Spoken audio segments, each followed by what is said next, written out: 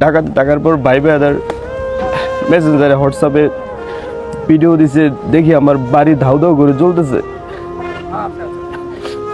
দেখেন জ্বলতে জ্বলতে বাড়িটাই নাই।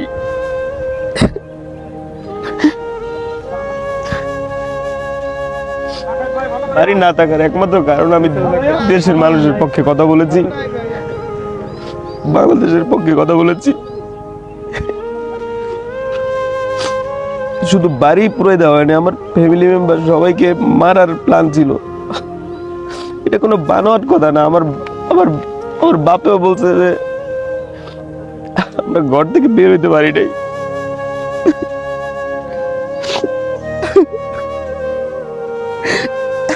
আজকে আমার মা বাবা ভাই ভাবি এরই কয়লার মতো পাইতাম ভাই, কারণ দুই পাশের দরজায় বাইরে থেকে আটকানো ছিল। তারা বেড়া টেরা ভাঙে তারপরে বের হয়েছে ভাই।